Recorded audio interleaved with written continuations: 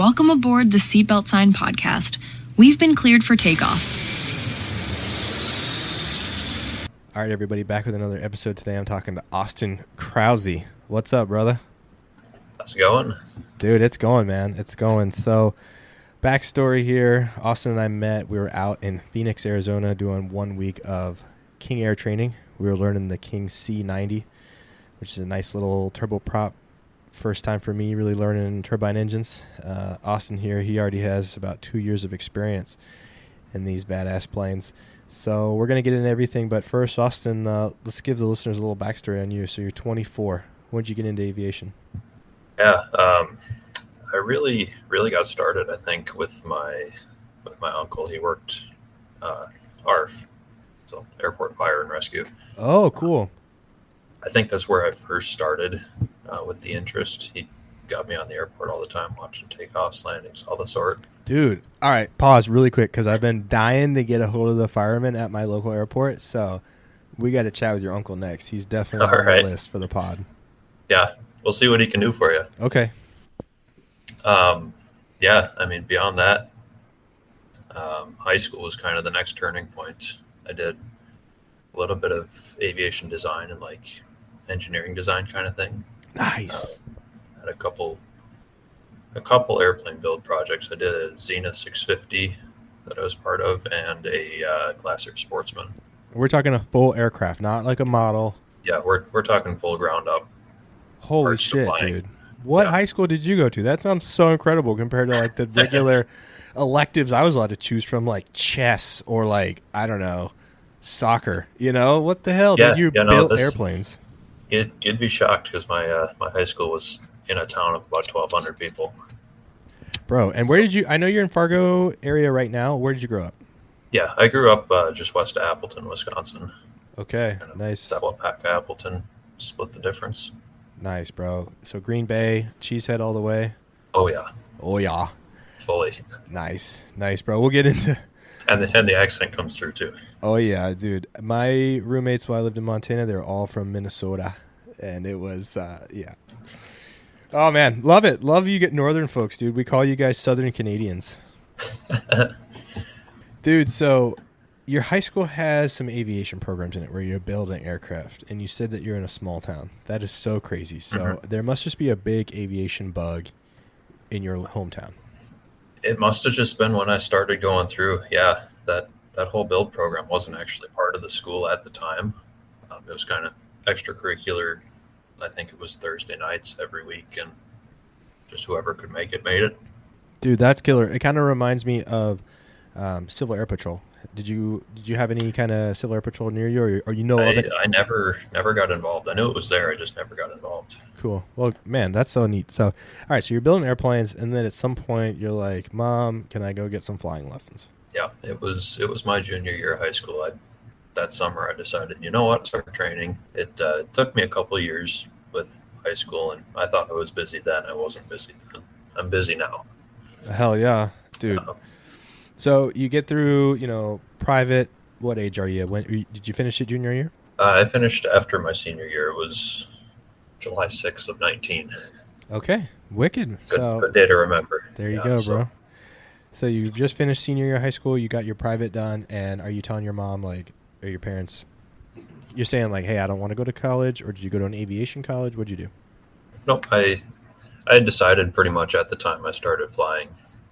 You know what? I kind of want to pursue this into a career, so we're start looking for college early. And after I finished high school in 19, I went straight off to Grand Forks, North Dakota. Okay, and you got your aviation degree there, and so I'm guessing you did it like Part 141, so you got a restricted ATP? Yep. Dude, nice. It comes with a big price tag, but getting an ATP at 1,000 hours definitely pays off, am I right? Mm-hmm. Yeah, it's real helpful. But, it kind of depends where you want to go. When I started, I thought that's where I wanted to be, was airline ATP, but, the more you get out, the more you do. Yeah, and I mean, it's just or because you see it doesn't have to be that. Well, because we find other super cool opportunities along the way, It's like as kids, you thought airlines, that's why everybody says, oh, I'm a pilot, and they immediately say, who do you fly for? And I'm like, no, I don't do airlines. No, I fly for me. That's right. I fly for me, baby. I'm going to make that a t-shirt.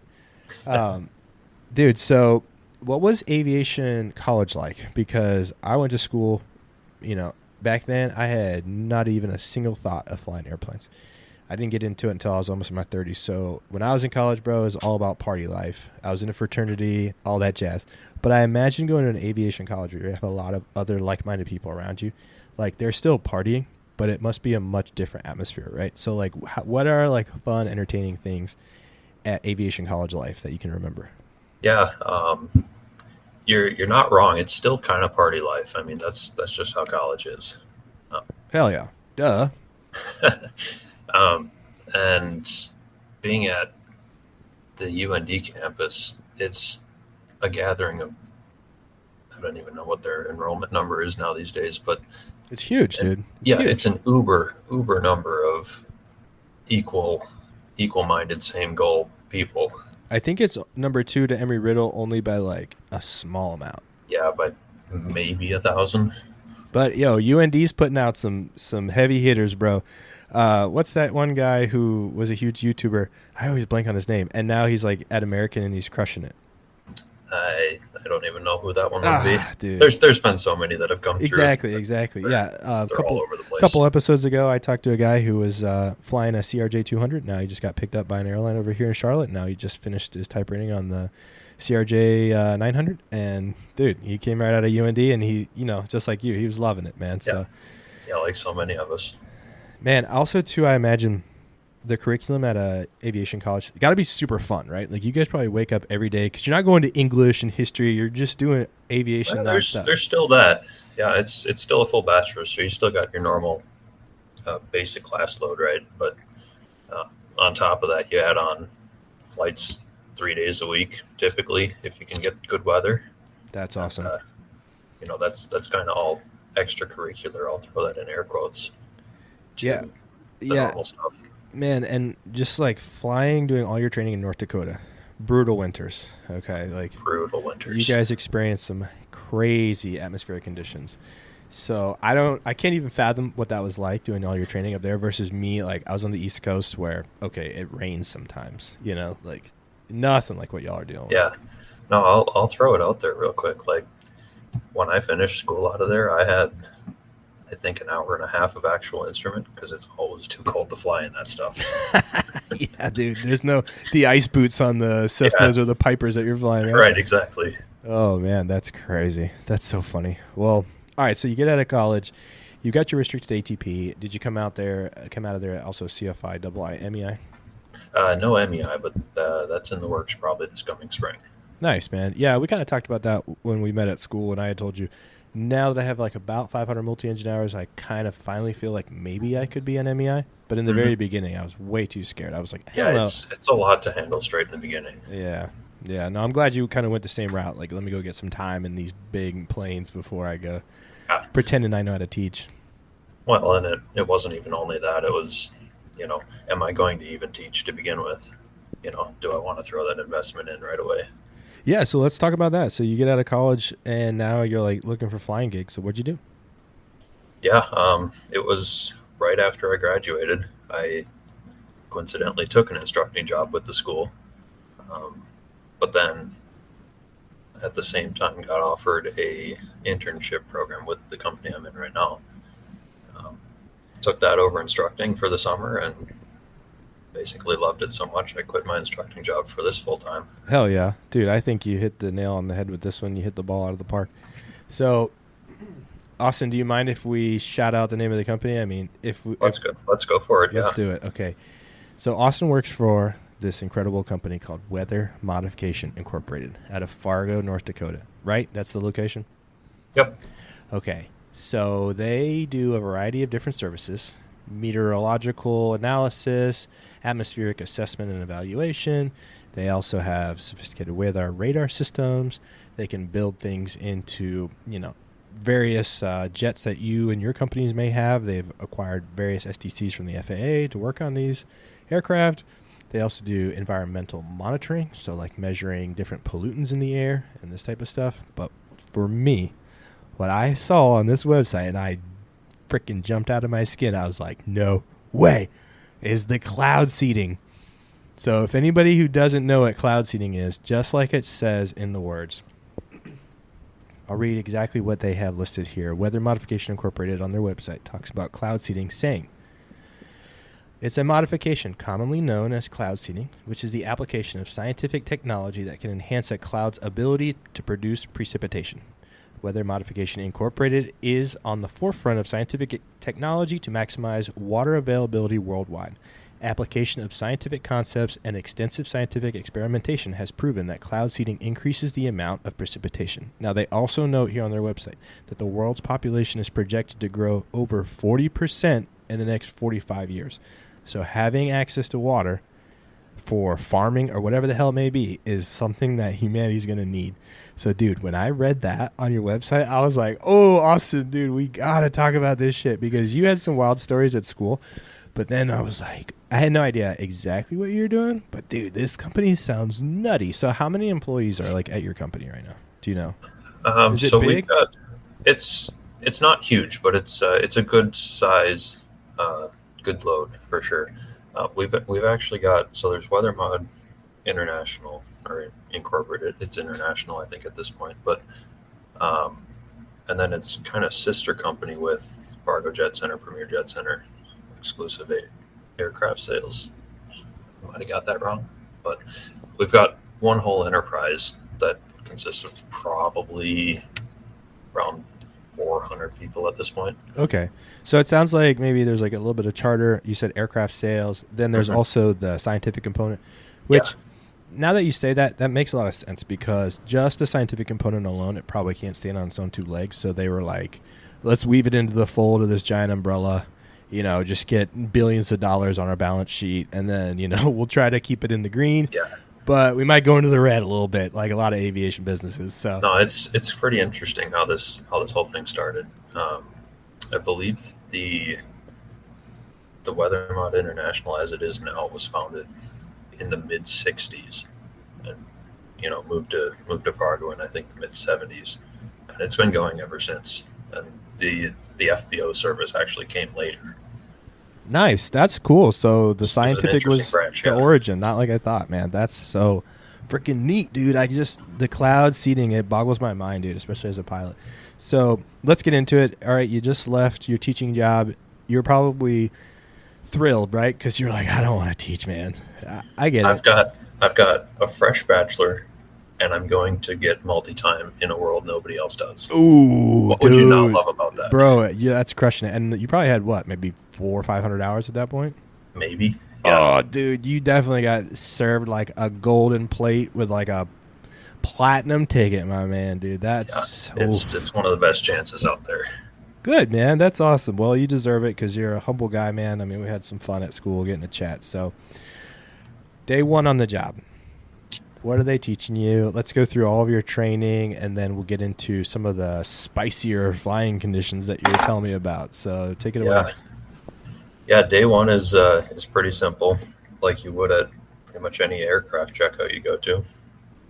Get used to the airplane, run a couple patchwork laps, and steep turnstalls. Just feel it out how that aircraft does.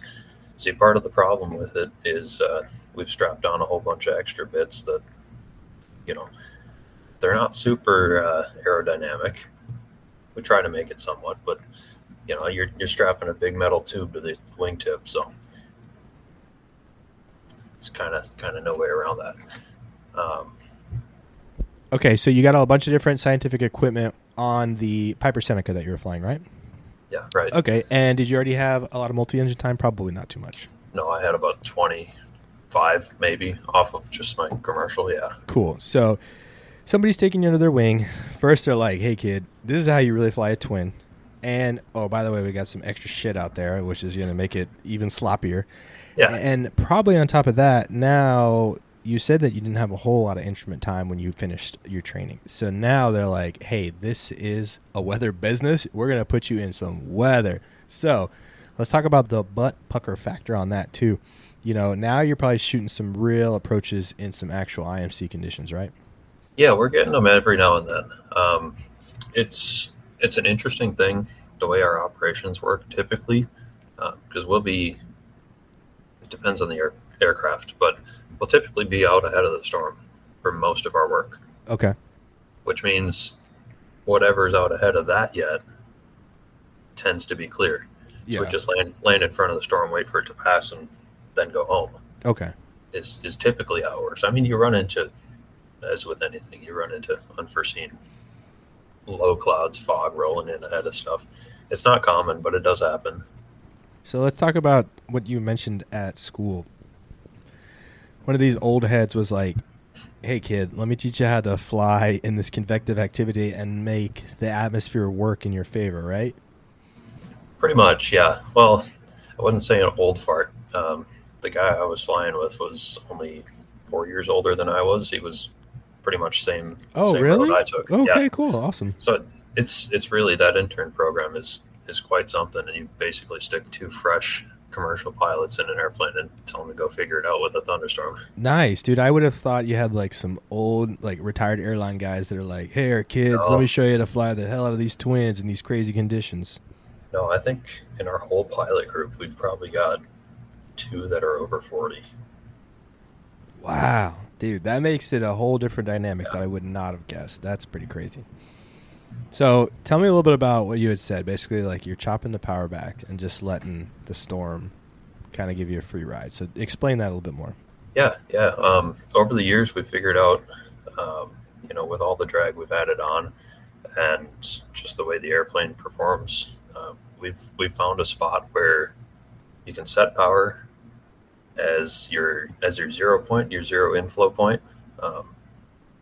If you start seeing the VSI peg up, then after that, you can chop power, and on those it's manifold, so you can take just every inch of manifold off, and that's your updraft. So take 3 inches off of 23, it's 20 inches, 300 updraft. That's a storm that we can work with. That's pretty cool. So are you trying to stay straight and level at a specific altitude as you do this analysis? Relatively, yeah. Yep, that's the goal. That makes it most accurate. I see. That makes a lot of sense. I used to do a little bit of aerial survey work, and we would use an infrared camera, and we'd fly over giant solar field panels, or farms, I should say, and it was like mowing the lawn in the sky. Yeah. So is that what you guys are doing? You're running lines? Pretty much, yeah. Okay. I mean, as the storm moves forward, we're just sitting right in front of it, just back and forth, north, south, or east, west, whatever it might be, relative to direction. Yeah. That's awesome. And do you guys have, is it single pilot? Is it 2 pilots and one guy's running the computers, or is it a pilot and like an engineer? Who's your crew? Yeah, depends on the operation. Most of the time it'll be 2 pilots and maybe somebody in the back. For most of our actual seating stuff, when we're, right up next to stuff operating, will be 2 pilots, and that's it. One will be flying, one will be running the record keeping, and just looking at everything else yet. Okay. Very cool, man. So you were always, that's where I was a little confused. I thought you were flying into like IMC and getting tossed around regularly. But if you're staying in front of the storm, that makes a lot more sense. And I'm happy to hear it, because it's like, bro, that's how you're alive today. Well, then you'll hate to hear the next part I was going to say. Oh, tell me more. So that's kind of just the baseline description. So what I just told you is our base seating plan form, so to speak. Okay. So there's 2 ways we can deliver to a storm. It's from the base, where the storm sucks up everything into the top of the cloud. The other option is drop it in from the top. Nice. That's where we start to get rocky. Okay. Dude, that's super cool. All right, so let's talk about that, because now you're blowing my mind a little bit more. So you weren't just collecting data. At this point now you're like seeding clouds. We're straight off the bat, yeah, operationally seeding. No shit, dude. That's so wild. That's so fucking cool. Okay. So one method is, like you said, you drop it in front. It's almost like that movie Twister. Do you remember the movie Twister? Yeah. Where they suck up the cans. Okay, go ahead. The basis for that is not 100% inaccurate, 100% but accurate. Yeah. But it's a feasible science, the way they did that. And I'm in one way happy they brought it up, and in one way sort of not so happy because they didn't quite get it right, but Well, buddy, as pilots, that's like every movie still that's pretty put cool, out right? there. Like every single movie is so stupid when it's aviation stuff. Like, dude, oh, I know what happens, but anybody out there that remembers the movie Catch Me If You Can, fantastic movie with Leonardo DiCaprio. He literally lands, I want to say it's like runway 38. They show that on screen. I was like, dude, what? Come on, man. Maybe it was just an FU from the director. I don't know, but it was so silly.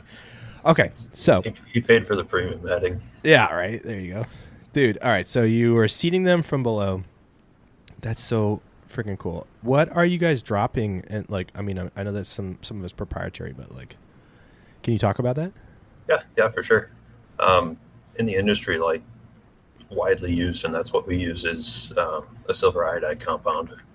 And reason being is just because its crystalline structure is very similar to that of what water freezes into. Okay. So that you'd think of normally like a hex shape when you think snowflakes. So that's kind of our base nucleus. So whatever water is up in the cloud that doesn't have something to freeze to, now we're introducing something for it to freeze to. Interesting. Dude, that's so neat. Okay, so you and your buddy, you're just floating around in a Seneca, which I think is so funny because, like, to me, that's such a trainer piston twin. Oh, like, absolutely. Like, I would think they'd at least give you some Barons because they'd like the Baron is a little more beefier, could probably carry some more weight. Yeah, we've got things in the works. We might be looking to do something like that. Oh, dude, before too long. Tell your boss I got a fleet. I got a guy trying to offset one. So let's get you some Barons, dude, with some beautiful all glass cockpits. Yeah. I don't know if we can do the glass. We don't really go after that too much. Dude, you get them on the cheap end. Trust me. Anyways, all right. So that's so cool. I thought you were just like had sensors on the wings and you were just collecting like air data for the environmental analysis, but no, you were seeding clouds from day one. That's so bonkers. All right, let's talk about step 2, which you said, which is drop in the particles on top. Yeah. So that's the top seeding side of things, and it's the same stuff we're using. It's just different point of delivery. Like I said, the storm can either suck stuff up from the ground where the base seeding's at, or just let gravity do the work and drop it through the top of the cloud. So you might have a giant mature cell just right in front of you, but then tailing off of that is a little line of feeders. Oh, cool. A little bit shorter, still all contributing to the massive cell, right? Yes. So we can target those little ones to start the freezing process earlier before it gets to the main storm where it's just going to be too much up and down draft to do anything about it. So you're looking for the little towering cumuluses to kind of develop those into their own cumulonimbuses. Not necessarily to make their own, but okay. Like I said, that little flanking line, yeah, typically coming off a mature one, whether or not it looks like it, as you're just briefly glancing at it, it probably doesn't most of the time. But I've kind of developed an eye for it. You watch it over time, and everything eventually moves into the big one. Okay. Yeah, so everything is cycling, trailing behind itself into the big one. Dude, and you're just feeding them. You're just giving them a little extra juice. Yep. Oh, yep. That's so neat, man. So what altitudes are you doing it when you're doing it? Obviously, depending on the size of the cloud, but like what's kind of your normal procedure? What altitude are you guys cruising at? So I imagine that's in the King Air, right? Yeah. Yep. Okay. That happens pressurized. We used to do it in the 340s a little bit. Those are pressurized pistons too, so they can do it. But typically we're actually looking at temperatures. We want like a minus 10 to minus 15 is like the ideal target temperature. So cool. Most of the time in the summer, that'll fall between 16 and 19,000 roughly. Okay, and you guys are doing a lot of this in the summertime too, right? Like not a lot of this is at winter because you're kind of doing it for like I would imagine farming and stuff, right? Mm-hmm. Yeah, we've got a couple purposes. I think I can release this. So up in Canada, we run with their insurance companies up there. They fund us for the city of Calgary. So we're reducing property damage from hail in that summer season. But then down in like North Dakota, we've got farm support is the basis of our costs. So it depends where you're at.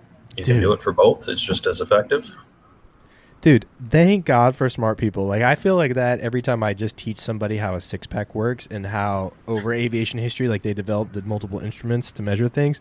I never in a million years would have ever thought, oh, yeah, this application has a use to limit hail damage in summertime. Dude, that's Right. so crazy. That is so neat. I love that, dude. That's awesome. Okay, so you got a bit of time flying up in Canada too, I imagine, huh? Not quite. Okay. I've brought a couple airplanes up there, and that's about it. Yeah. But now, like we said, we just got the upgrade school done, so I'm kind of expecting to be up there next summer season. That's awesome. Good, man. I'm excited Things for you. always change, you know. Well, I've done a little bit of Canada flying, and I'll tell you, the rules are different, amigo. I mean, it's always nice, right? As soon as I jump back across the border and I talk to any, like, senator and I'm back on soil, and I'm just like, whew, I know the rules here now. Like, it's different. It's different, but I'm looking forward to you getting some international time too, man. That's awesome. I think the funniest thing I've seen so far from the couple times I've been up there is your center controller always responding to your reply. Yeah. You can never have the last word up there. Yeah, and they don't. There's little quirky things that threw me for a loop. Like, you know, obviously we say 122.3. They say decimal. Decimal. I mean, that's ICAO. So yeah, that's ICAO. But the one that screwed me over, they're like number 1, 2, 3, 4, 5 ident. So I was hitting the ident on my transponder, and they were like number 1, 2, 3, 4, 5 ident. What they wanted me to do was say like, hey, number 1, 2, 3, 4, 5. I'm at 6,000. Oh. So I was sitting there for like 5 minutes just pressing my transponder, and then they were like, 1, 2, 3, 4, 5, can you hear me? And I was like, yeah, 5 by 5, loud and clear. And they were like, why didn't you ident? And I was like, dude, I'm hitting the button. So little things like that, you know. Plus, we were in French Canada, dude. Have you been? Oh, yeah, that's different. Dude, and then the controllers speaking French to all the French pilots and then English to all the English pilots. Bro, it was crazy. No thanks, man. Yeah, it was a wild time. But like I said, as soon as we talked to Boston Center, I was like, dude, I could just hear like Freebird in the background. I was like waving my American flag. I'm like, yeah, dude, we're back. Anyways, all right, enough of that. Sorry. So let's talk more about the King Air and dropping some stuff up at altitude. What is it like, and what's some spicy stories you got? Yeah. If I was to describe it as about the bumpiest 5-second roller coaster ride of your life, where you can't actually see the rail in front of you, that's about it. Yeah, dude. So I kind of know a little bit of that life with the turbulence. Have you ever experienced turbulence so bad throughout one of those flights where when you get to your hotel, it feels like you're laying in a waterbed because you've just been tossed around all day? Oh, yeah. That's the weirdest, right? You sit still. Those hot summer days, you're just getting tossed. Salads are completely mixed. There's not a piece of lettuce that is in the bowl anymore. Dude, right? Dude, it's so nuts, especially you at altitude. I was doing all this down at like 2,000 feet over solar panels in the summertime, but you guys are different up there in a storm. So let's talk a little bit about your procedure and operating procedures as like a two-man crew up there. So obviously you got pilot flying, pilot not flying. So let's get into all of it, man. Just tell me, like, I'm up there with you and you're kind of teaching me day one. What are we doing? Yeah, man. It's really pretty typical SOP pilot flying. The nice thing about most of our people is we do come from a line of relative experience at this point. We've only got a couple real fresh people along, so there's not a whole heck of a lot of teaching that needs to happen anymore. Both people are well in tune, but you've got pilot flying. They'll take care of most of every flying duty. You got your other guy sitting next to you, usually on radios, or in the case that we have ground radio contact with our meteorologist team, we'll have both. Okay, cool. So you're talking to scientists on the ground, and they're kind of helping you. So I guess they're probably telling you like, hey, move here, move there, increase your supply. We'll always relay, what we're seeing outside, what we've got for conditions, because they can't necessarily get exactly that off of, say, a radar image. It's not exactly clear enough. So we can relay a lot of helpful information for them to say, yep, up your rate, or no, you don't need so much, or try somewhere else altogether. That's awesome, man. So remind me again, when you're dumping from above, you're still not IMC, right? Or at least you're trying not to be. From above, yeah. Most of the time you will be. Okay. So are you guys picking up ice while you're Mm-hmm. doing this stuff? Because you had mentioned that you're looking for a negative temperature. Wow, Yep. dude, that's crazy. And how stressful is that? Are you just like running boots constantly? It's during the summertime. It's usually not too bad. Okay. You can usually, I mean, the whole cloud at that temperature is super cooled liquid, so it hasn't yet frozen. But as soon as that cold airplane skin comes in contact, it freezes. That's what aircraft icing is. Yeah. But the whole cloud's made up of it. You can usually run around in that stuff for an hour and a half before it becomes a problem. Okay. And the nice thing about summertime, just descend back to, regular people altitude, Exactly. melt it off, and go right back up again. That's awesome. Well, I imagine, like myself, as a guy with a little experience, and then you're jumping in this King Air, and now you're getting thrown into icing conditions. Like, was it pretty spooky the first couple of times? Yeah, absolutely. I remember my first couple of flights very well in that King Air because I had a left seater with me who really wanted me to, learn the ropes of the flying it. And, beyond the takeoff, I think the first flight, he had me on the controls most of the time. Whoa. Which is crazy. Yeah. Fresh out of college in a C90. Dude, balls to the wall. That's awesome. Good for you, man. That's so good. And so, yeah, how many flights or how many hours did it take until you kind of started getting comfortable with ice? Because I'm at the point now where when I get into it, I can manage it, but I immediately always try to get out of it. But you guys don't really have that luxury because you're like, we're here to work, run those boots, baby, break that ice, and you're staying in it. That is the unfortunate thing about the work we do is we're looking for ice. That is the prime goal for us. So, right off the bat, those first couple flights, like I said, I remember them really well, having all that ice. By the end of it, I think we had probably 2 inches on the wingtip lights. Damn. Boots managed, they're fine. You only pick up a little trace every time you punch through a feeder, so it's not quick accretion. But those first couple times, it's just surreal, never having that. But now having 2 years under my belt of this, it's kind of just an everyday thing. My goodness, dude. And I really thought me and my boys, we were Part 61 cowboys doing our silly little aerial survey, running up and down the East Coast. And then I talked to guys like you, and you put me in my place like right away, man. It's so humbling. I love it. So, all right, Austin, how many? I don't ever want to say your work isn't important either, though. Like I'm a pretty humble guy typically, so I don't want to overshadow that. No, not one bit. Not one bit, buddy. No, not one bit. And I love the humility there. But it's funny because, we're all pilots, so we sit around. This is why it's funny. Because, at that time, I was doing an aerial survey. I'm flying 172s. I'm going everywhere. I'm going all the way up into Boston. I'm going all the way to South Florida, all over the East Coast, all the way as far as West Texas, right? In our little 172s. We're just putzing along, killing every bug we can from, the ground to 3,000 feet, baby. Just meh. So I'm at a wedding for my buddy out in Utah. And we're just chatting, all the different groomsmen, and I meet this other guy who's a pilot. I'm like, oh, dude, what's up? I'm a pilot. So I tell him, oh, yeah, dude, I get to fly this 172. I do aerial survey, all this cool shit. And I blab for like 25 minutes, and I'm like, so what do you do? He's like, oh, I'm in the military, and I fly the B-1 bomber. And I was like, oh, dude, you let me blab for like 25 minutes, and I'm the smallest guy. Yeah, right? But he was so cool and so laid back. He was actually thoroughly, like, interested in what I was doing, and I just felt so small right after he said, oh, I fly the B-1 bomber, and I was like,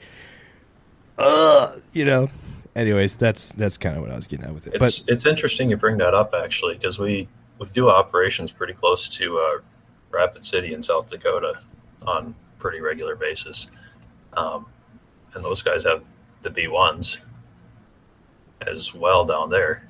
And we talked to them a couple of times this last summer about their MOA out there.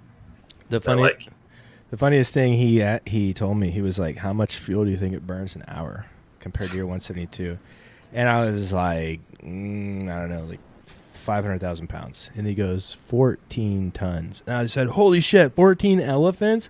And he was like, he starts laughing. He was like, nah, man, we actually say 14 dinosaurs because that's what they used to be. Yeah, right. And I was like, oh my gosh, dude, that's just that's per hour. And I was like, that's a whole other life that I don't even know. Oh, man. Nope, and we may never know. We'll see. Yeah. Fingers crossed, actually. Let's keep it that way, right? Because those guys get involved. Things are getting spicy quick. But let's take it back to you and the King Air. So you had done a lot of really cool flying. You said that you got about 2 years of experience at the company. And now they tapped you on the shoulder, and they're like, Austin, we're moving you to the left seat. So, number one, how excited were you when they told you? Oh, I'm pumped. I knew it was coming for a little while, and I was kind of just waiting to hit that time threshold was really what I was just held back by. Dude, yeah, I think it's awesome. Congratulations, because for real, now you're like a pro pilot with an actual career, like a salary at an established company. So kudos to you, man. And they sent you out to King Air School, and we both were going through our initial training. So we were there for 1 week. Each day we did like 4 hours in a classroom, 2 hours in a simulator, or at least that's how it was for me. Was yours the same? About the same, yeah. So you probably excelled a lot more, because when they threw me in the simulator, number one, I was excited because it was more sophisticated than I thought. It was actually like full motion, and it was, like a mini one that you see at an airline. Mm-hmm. But I've never really sat much in a King Air other than like maybe 5 flights and in the right seat. And so the startup flow for me, I was like, damn, this thing feels so sophisticated. There's so many switches and things that we got to test. And on our pre-flight for me takes like 25 minutes. Yeah, absolutely. I mean, I didn't have the luxury of the full motion for this initial, and I think that's just because I have been in them quite a lot more. We just opted to not do that. But yeah, I mean, sitting next to somebody doing the flow for startup, like you say, it's a lot different sitting next to them than being in that seat doing it yourself. Yeah, no doubt. So you also, like me, you have a lot of time in a piston twin. So let's talk about some of the differences there. These King Airs are a lot more capable. These engines have way more power. So first thing I got yelled at on day one, when I think it was either like a go around or a takeoff, I just went like power all the way full forward. Oh, and no. They were like, dude. Temp. Yeah, they were like, you're over temping the engine. And I go like, what? No, all my engine gauges are red. Because like, what do you do in a piston? It's like react now, throw all the levers forward. Yeah, right. And the King Air is not like that. And the other thing that kind of comes to mind is, in emergencies, you and I both, we know in a piston twin, in an emergency, you have like 10 seconds before you're dead. So you have like 5 seconds to react.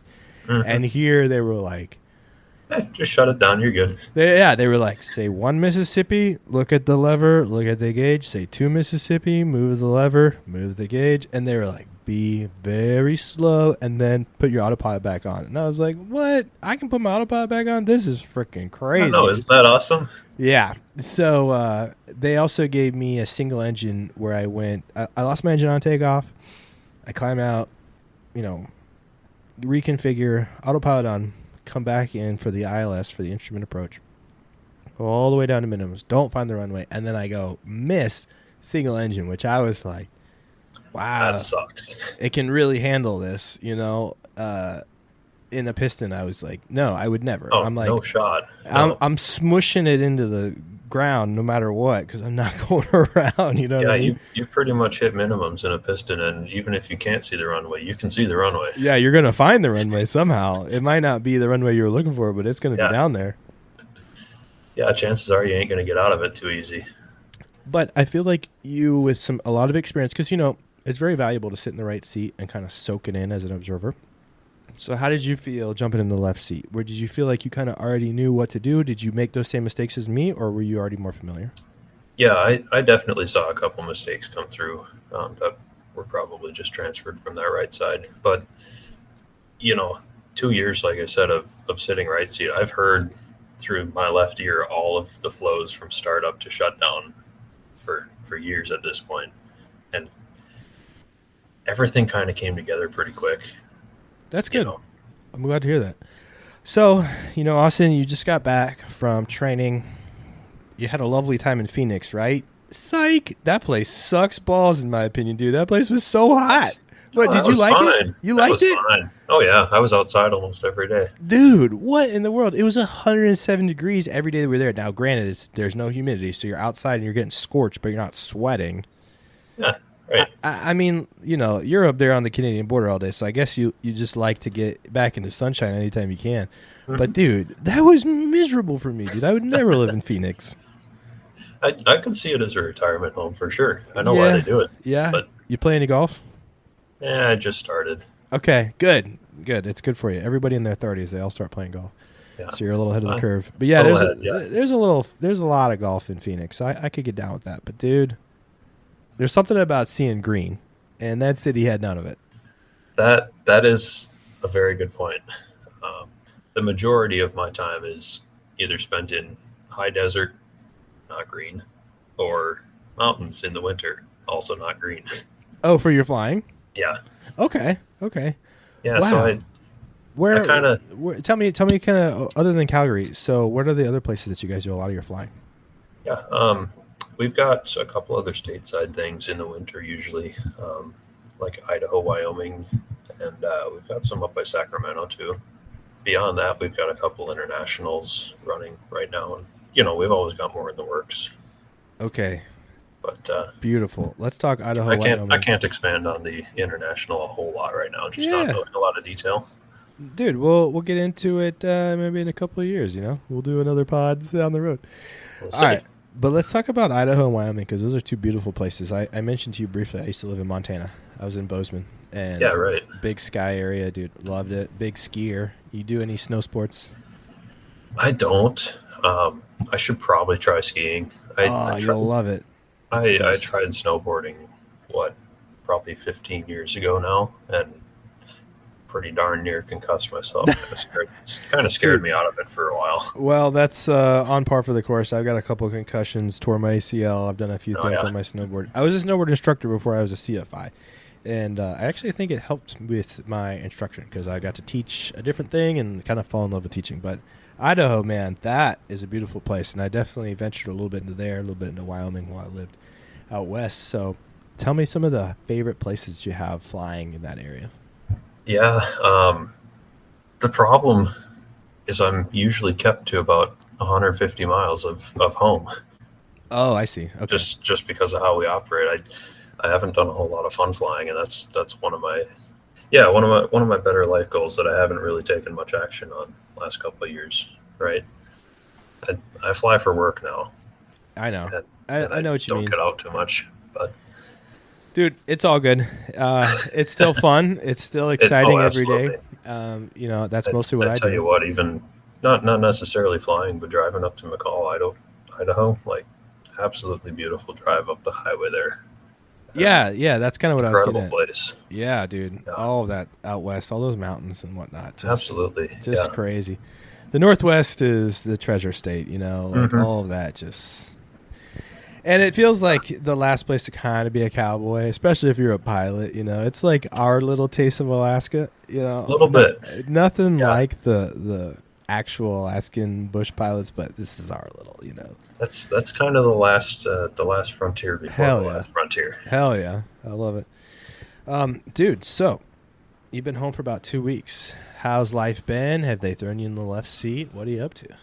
Yeah, we've been doing a couple things. I had about a week off after I got back from flying. Then hopped in a 200, ran around the patch 6 or 7 times, got well behind because I'm not used to how that one flies.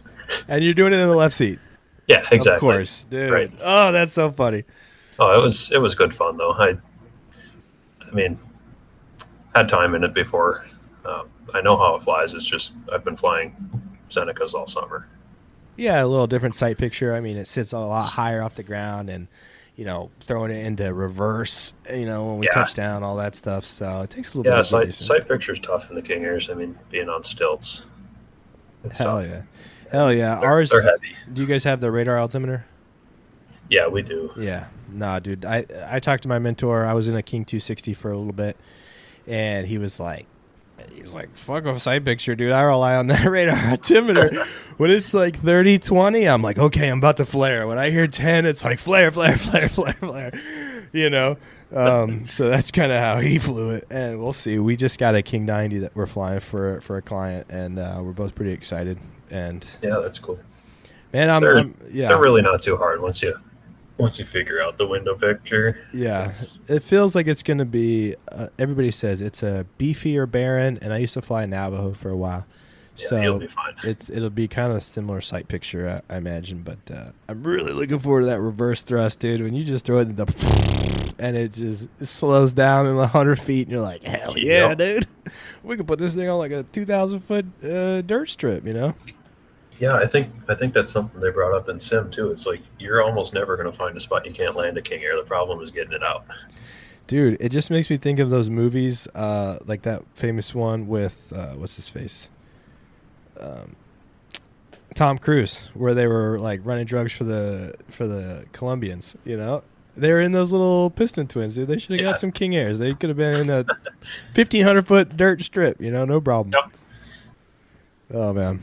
And they could have cut the time in half. Yeah, exactly, dude.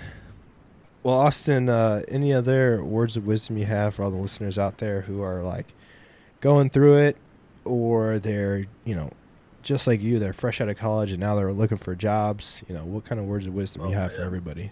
Yeah, take a chance. Take a chance on something. If you think you might be interested in it, just go for it. I've always heard make them tell you no. That's such a good word to live by these days. Make them tell you no, dude. That's the podcast clip right there. I love that because it just tells you know, be persistent. And, you know, we had said earlier, kind of talking airlines, and now that you've been out in the world for a while, now you're thinking to yourself, maybe I don't want to do airline. You know, you found a lot of other cool stuff out here. So right now, Austin Krause of this year and this very moment, if you could pick any job aviation related, what would you do if you could wake up tomorrow and do it?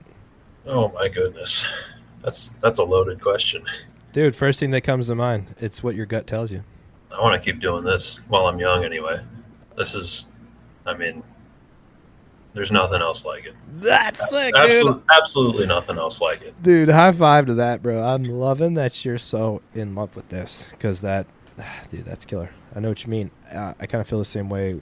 My type of flying, I just wake up every day and I'm like, oh shit, I get paid to do that?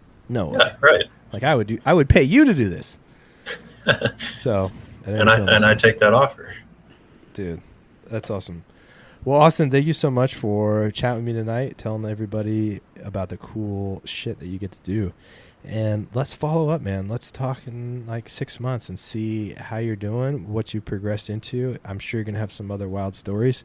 Or even before then, you know, if you remember some of your wild and crazy stories and you can just really tell me all the emotions that you're feeling. Like this one time we went to Idaho and dude, it was a roller coaster. So, you know, I tell you what, that might be some off the record stuff.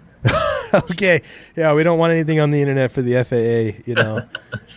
Yeah. Shout out to anybody out there. If it was really spicy, keep it off the internet. And that's what we're going to do here on the Seatbelt Sign Podcast. But if anybody has any crazy stories, email them at the seatbeltsignpodcast@gmail.com. Follow us on all the socials. And dude, Austin, thanks again for coming on, buddy. Yeah. Thanks for having me. Goodbye, everybody. See ya. Clear to land, doing 280 at 7 knots.